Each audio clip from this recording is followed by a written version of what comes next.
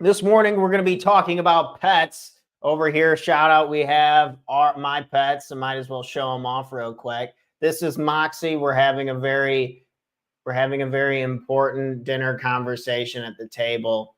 I have over here. Oh, there's Wrigley.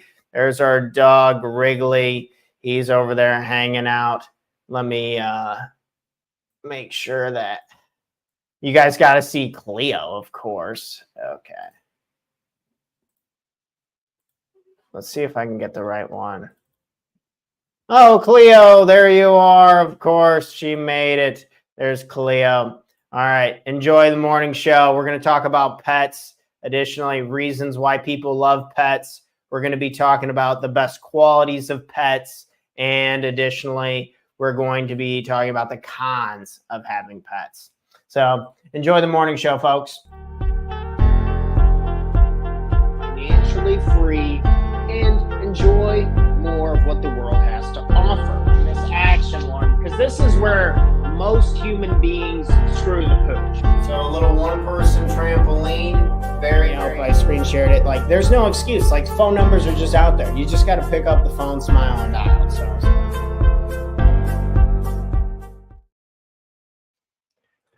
good morning, and welcome back to another episode of the Talk Terror Morning Show, where we go over tips, tricks, ideas, and exercise to help make you the absolute best entrepreneur you can be, not only for yourself, but for the people you love and care about most. All about love this morning. And on this note of love, I thought it'd be a cool topic to talk about pets. Talking about your dogs, talking about your cats, your turtles, snakes, whatever type of pets you have. And the pros and the cons obviously vary from each type of animal. But we can look back for centuries on how humans and pets have worked together to help each other, to support each other in really unique, amazing ways. So I thought it'd be cool to come on here, and I was writing out some notes, doing some research, talking to a few people, and just trying to figure out, like, okay, what are the meat and potatoes of why people love pets? What are the best qualities? And additionally, what are the cons of having pets? Maybe you're thinking about getting a pet. Maybe you're thinking about getting another pet. Or maybe you're thinking about reasons or justifications on why it wouldn't best suit you right now. Either or, we're going to find your flavor, and we're going to talk about my favorite things I get out of having pets in the house, and additionally, how it could benefit you. So let's go over some reasons why people love pets in general. First off, we have companionship. There's something special about two live creatures being able to connect and to hang out. Companionship, your best friend, man's best friend, the dog. So I think it comes in as one of our first and greatest and highest qualities of having companionship, is a reason why people absolutely love and adore pets. Our next up here is unconditional love. They love you either way. It's almost to their fault, because you've seen bad owners and pets love them even though they probably shouldn't. Still do. Unconditional love. And, shout out to my mother. She's a dog groomer, and I can hear her saying it now, always talking about how dogs love in a way that people just can't. And it's so true. There's times when I'm just flustered and frustrated, or just had enough, don't want to be around somebody 24/7 or whatever. But I went outside. I was stopping over at my mother's house, and I went out to my car, and I came back into the house, and it's like her dog, his name's Sonny, and like hadn't seen me in like a month, and just super excited, just happy as can be. It's just this level of unconditional love that can't really be matched. I personally feel it the most with dogs, but now that I've been living with cats for a little while, as you saw in the introduction, Moxie and Cleo, shout out to our two cats, but they do show a lot of love, and it's this unconditional love. Whether I had a bad day or I had a good day, whatever it is, the unconditional love is there. And I think that's another reason why people love pets. Next up is reducing stress. You're going to see stress reduction in ways that we can try to reduce stress in as much as possible. So if you're looking to reduce stress, go pet a pet. Go give your dog just some love and attention and see if that can help reduce your stress. There's something like, for females in particular, they get a big rush of oxytocin, small amounts, trace amounts, and males trying to just be with pets and just reducing stress. It's something very calming about their presence because they don't really care, but again, depends on the pet, but stress reduction comes in. The next reason why people love pets is physical activity. So I should have put on here walks, but my dog does not go to the bathroom in the house when we go on walks. He hasn't done it yet. So going on walks is a great way to get yourself outside, get some physical activity, go get some sunshine, get some fresh air doing this. And that's one of my things that I love about it is the physical activity side of things. It just gets me outside, gets me walking. So maybe that's something that we want to do today. We just want to go take the dog for a walk.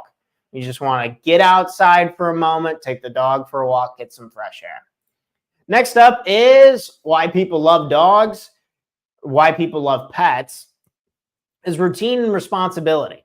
Routine and responsibility. Structure is good for people. Structure is good for me. Structure is good for you. There's something about caring for, the responsibility for, and the routine for our pets that it is good. It's something to do that means something to you. And I think that can be really powerful. And the consistency behind it, I think, is really good. So that's why it came in as one of our top qualities is just routine and responsibility, taking care of people other than yourself. So say if you didn't want to go on a walk and you think, okay, well, this dog's got to take a crap, so I'm just going to go walk him anyway. The dog's getting you out of the house. The dog's getting you to move. The dog's getting you out into nature. And the closer we can be to nature, I think usually the happier we are. So routine and responsibility, you can see how like caring for, feeding, cleaning up after, doing these types of things can be beneficial. Structure is good for people, and we want positive things to do in our day. We don't want to just sit around and do nothing. Next up is social interaction. You ever talk to somebody about one of their pets? Could probably go on for hours.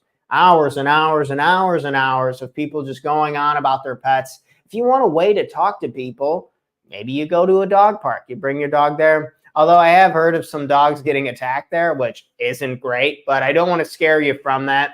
Read the situation. Maybe look around what dogs are there. Again, not a dog expert, but social interaction. Maybe if the pets are not even present, we're just talking to. This is an easy in to ask people a question. So say if you're in a meeting, you're meeting somebody new, you're meeting with new clients, or do you have any pets? Do you have any animals? It's a good basic question to start with. And if they say yes, and you're like, oh, what kind of pets do you have? This is an easy way to talk to people, get to know somebody, understand kind of what they value, what they love, what they care about. Most people I know who have pets absolutely adore them. So it's always an easy money bank question if you're just trying to interact with people socially, get to know more people, interact, engage with them, compliment them. So if you see somebody post their dog on Facebook, next time you see them, compliment how their dog looks, compliment that this and that, or whatever compliments in the world of the pets that we own is easy.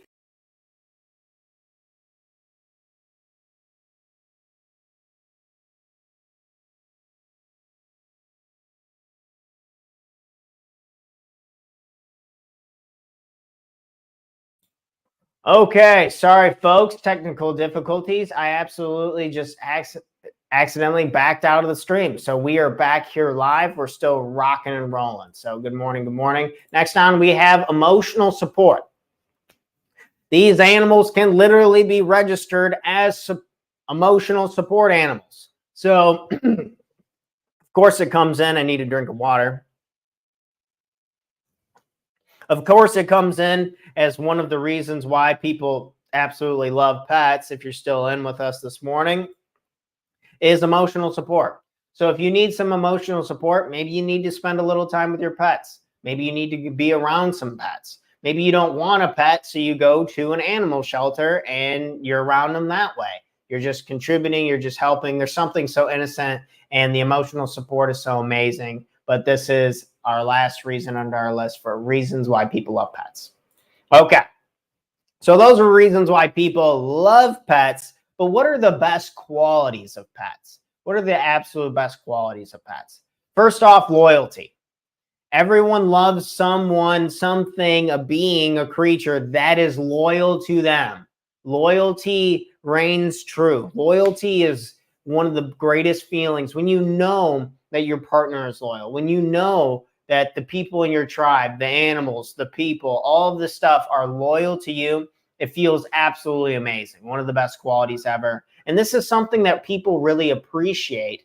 And when we're thinking of these qualities of pets, think of how we can try to apply these ourselves. It's funny, we do so much of the teaching to our pets, but there's honestly just as much, if not more, that we can learn from the animals ourselves. So keep that in mind as we're running through this list. So loyalty, dogs, cats, the loyalty reigns true, and it's really, really incredible. Specifically, my experience with dogs. My mom is a dog groomer, so being around dogs a lot more often. But seeing the loyalty there is just incredible to me. How they just there's you, my owner. Like, what's up? How's it going? How can I help you? They're just so excited, or they just really want to know what's going on with you. The loyalty is so amazing. So maybe we can think of how we can be more loyal to the people we love and care about in both good and bad times, because that really shows up. It just proves that it means a lot to us, is what I'm trying to say. Next up is affection. Dogs can show affection. Cats can show affection. Yesterday, one of our cats, Moxie, was laying on my girlfriend's chest and putting her head on her neck, just showing love. And her sounds like a little motor, a little engine, one-cylinder engine. And it's super cute. The affection, my girlfriend's smiling cheek to cheek. She's really happy. She's watching a show that she really likes right now. What is that called? Yeah, it's called it's The Golden Bachelor. So it's older folks falling in love and stuff like that. I've never been too into that kind of stuff, but my point is, in a comfortable space, laying with a pet that you love, feeling affection. So maybe we can ask ourselves, how can we have a little more affection today? Maybe we give somebody we care about a hug. Maybe we just go up and we tell somebody that we love them. These small signs of affection can maybe go a long way this morning. Next up is non-judgmental. So we're kind of in this weird fuzzy stage of political correctness, and where people say, I don't judge, to the point to where you're judging. You're saying that you don't judge so much that it ends up being like a bit ironic, or the hypocrisy is there all day long. But pets don't have this. And this is something that we can hopefully learn to inspire, to transcend, and to truly to not be judgmental, to not judge others. Whether you're wearing slacks, or you're wearing the nicest pair of pants you got, or you have your makeup on or you don't, or however your day's going, good or bad, the judgment just isn't there. And that's something that's really, really beautiful, and something that we can hopefully, as human beings, it's aspire to implement for ourselves, is to be less judgmental. Because whether we like it or not, it's a survival tool for humans. We judge all the time. Next up is entertainment. So I can picture little Riggs running around like a little maniac sometimes, and the dude's just an Energizer bunny. I walked him 2 separate miles yesterday. One at lunch, then my girlfriend and I got a nice walk with him, and then in the evening he's still running around like a little maniac. And it's really entertaining. His energy's great. We absolutely love and adore him. But the entertainment factor of pets is something to marvel. You know, you can look at someone's, you know, if someone has pets, when you look at their cell phone and then half of their photos are of, excuse me, I have actually a hair from one of our pets, like just flew into my nose. But entertainment purposes, right? It's pretty incredible how entertaining pets can be and how much joy that they can bring us. Entertainment is one of the greatest things that we get to enjoy and pleasure ourselves with. So it's pretty awesome as from an entertainment perspective. Next up is protection. I wouldn't say that. I'm so sorry. I have to sneeze a little bit.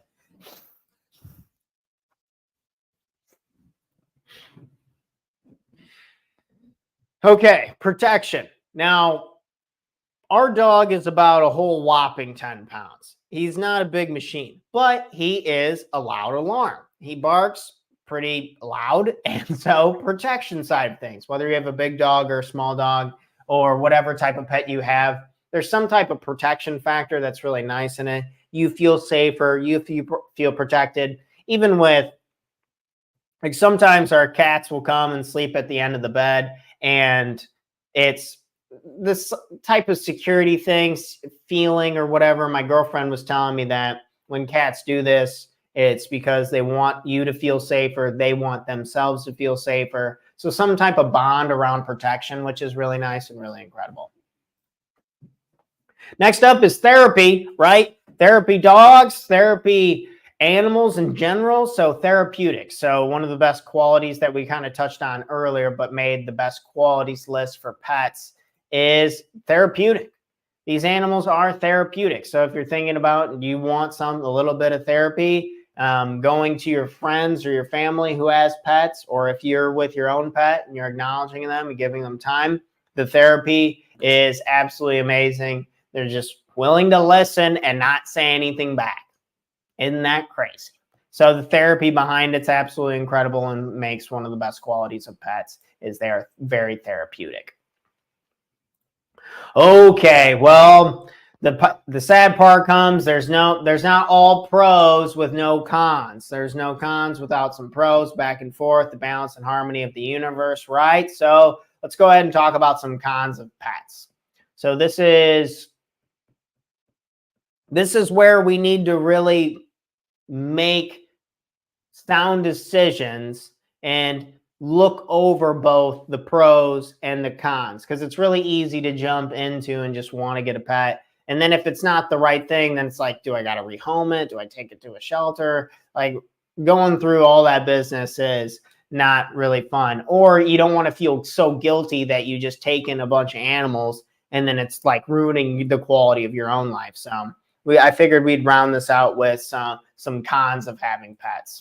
So the first con of having a pet would be responsibility. It is work. It is a responsibility. You have to take care of them. They are alive. They are breathing. They are functioning. They eat. They crap. They do these things. There is a level of responsibility needed. And they're alive for a while. And we're going to get into the... Did I put that on here? I didn't talk about how long they live. But yeah, I mean, this is... I expect little Riggs to live like 20 years, dude. That's a long time for a dog to be alive. I think that little trooper, he's gonna be trooping around for a long, long time. He's only like 4. So you can imagine the commitment behind that. So if you want it, make sure you really want it and it's in for the long haul, right? So responsibility, it's every day, right? Next up is the hair. The allergies in the hair. So if you have allergies, this can be a real pain in the butt. Or if you have friends or family who have allergies, this could be a real issue. My brother's like slightly allergic to cats, like a little bit, kind of. Like, he just can't be petting them and stuff. It seems like, I think he can be in the same house, but he can't be like petting and touching them and this and that. So allergies can be a real pain and that can suck. And then I put in hair on here as well, because the hair, brutal. Dude, the hair is the worst part, I think, of our situation right now. My old Cleo doesn't love this work chair that I have now, thankfully, because it's more like a leather based. But my old one, which was a different material, she would be on it 24/7 and just a world of fur. And I wear all black, man. I wear all black and it sticks. Every single hair sticks. So I got to be lint rolling and doing all these things like all the time. And so the hair is a real problem or a pain in the butt. Hair all over the place. I know over at my mom has a golden doodle, and you'll see like hair tumbleweeds every now and again, just like clumps falling off this dude.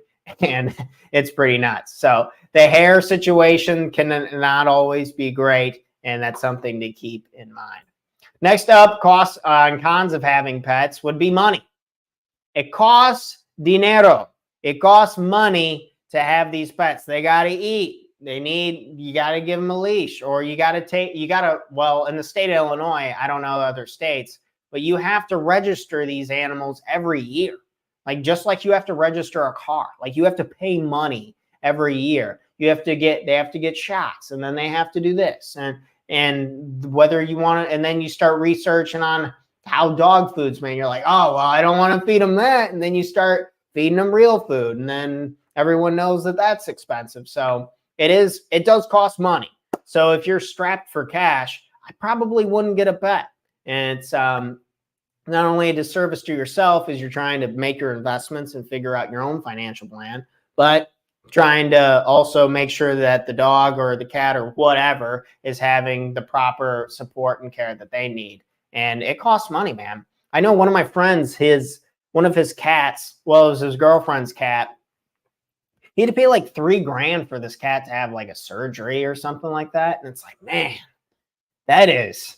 do you want to put yourself in that type of ethical situation, right? Is it wrong to not want to pay $3,000 for a cat to have surgery? I don't know. It's different for each person, wherever you're at, morally, ethically. I don't think there's a right or wrong answer. It's completely up to the person. But man, like $3,500 for like a little surgery that you don't even know is going to work for a cat. That's pretty steep. Okay, destruction. Yeah, still on the cons. And if you're just now joining us, make sure to remember, you can always go back and rewatch this on YouTube or whatever favorite social media. But we went over reasons why people love them and then also the best qualities. So if you're just now joining us, don't think that I just completely hate animals. But destruction. So cats, dogs, whatever, they destroy stuff. And we got to be able to have a little bit of slack for them, understanding for these pets, especially if you don't train. Don't train again, quoting my mom who's a dog groomer, like there's no bad dogs. There's just like bad owners. And when we don't take the time to train, to nurture, to guide anybody, anything, then it's probably not going to listen. It's probably going to be a bit destructive. And that's where you see this come in, like dogs going to the bathroom in the house, or cats just scratching the living crap out of stuff. I mean, we have certain things here that have just been destroyed from our cats. And that's a real reality to it. So if you have super nice furniture, cats will destroy that stuff. And that sucks. So we don't have super nice furniture. And that's okay. Having the cats outweighs having super nice furniture, this and that. But just don't be blindsided or surprised that they pee on something or they scratch the crap out of something unless you put like really, really high-end training into it, or you've declawed the cats, which people have different opinions on whether that's right or wrong. Again, morally up to you as the owner. But next up is travel restrictions. So I love to travel, and having pets definitely hurts this. Like, you got to find people to help care. Thankfully, we live really close to a handful of family members and friends. Man, throat and nose is really itchy and dry this morning. It's hard to talk. Talking about the hair section on here, I guess, has got my stuff running wild. But travel limitations, one of the cons is, have you ever gave or paid for a dog to go to a dog sitter? Or have you ever paid for them to be at a little doggy hotel or paid for somebody to come and want? That stuff can really add up and can be really expensive, like we talked about in the money section.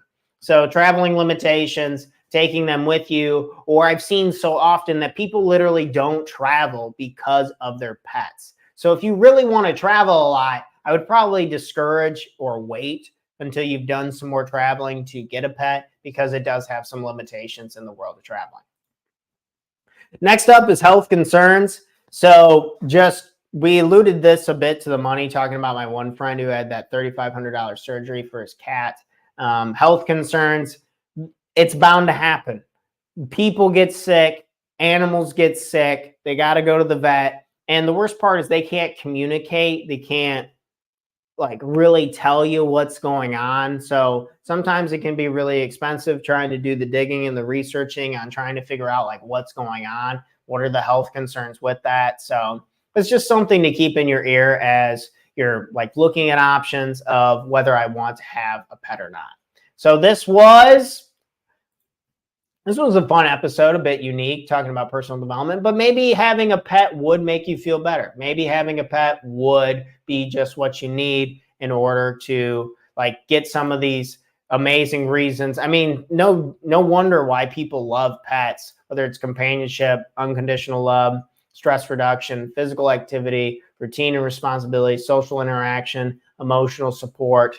Additionally, we talked about best qualities, and I'm just wrapping this up for my video editor here, folks. So we're about out of here. But best qualities were loyalty from pets, affection, non-judgment, entertainment, protection, therapy. And then lastly, we talked about the cons of having pets, and that was the responsibility of it, a pro and a con, the allergies, the hair all over the place, the money, the destruction, the travel limitations, and the health concerns. So again, this was episode 379. I want to come on here and talk about pets because, as a quote from my mom, the dog groomer, dogs, pets, they can love like people just can't. So maybe we need that in our life. So maybe we can take some of these qualities and we can apply them ourselves this morning. So I hope you guys all have an incredible, incredible Wednesday. I got to hop out of here. I got a meeting here pretty quickly. But you guys have an awesome, awesome day. In case you needed to hear it, I love you. You're a badass. You got it. Let's rock today. Maybe you give your dog an extra pet, or you take him for a nice walk, or you just give him some love and attention. Or maybe you give some love and attention to somebody who you think needs it today, another human being. And we take some of these pet qualities for ourselves. So if you got value out of this video, please share this video on your favorite social media or whatever social channel that you really like. It means the world to me as we're trying to help other people start their mornings off right and go achieve their goals. Let's go, baby. You guys have an awesome day. Excuse me. I'm out of here, and I'll see you bright and early, 8 a.m. Central Standard Time, Thursday, October 19th, with episode 380. Peace. I'm out of here.